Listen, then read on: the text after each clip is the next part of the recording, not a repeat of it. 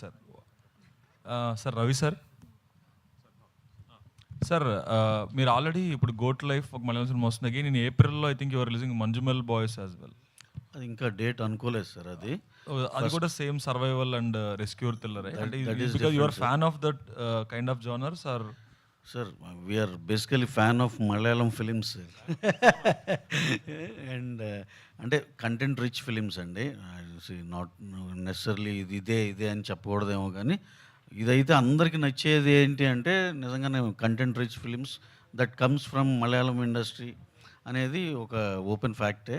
We love those films and also Manjummel Boys కూడా we were trying for that film since a long time and again hopefully we may do that and this film run and everything సఫిషియెంట్గా సరిపోయినాకే then we are going to release the thing. అంటే పృథ్వీరాజ్ గారితో ఏమైనా stand alone film ఏమైనా plan చేస్తున్నారు sir? డెఫినెట్గా sir, ఆ chance రావాలి కానీ sure shot. You know one thing, we have miss him in some very very big film, but the thing is okay.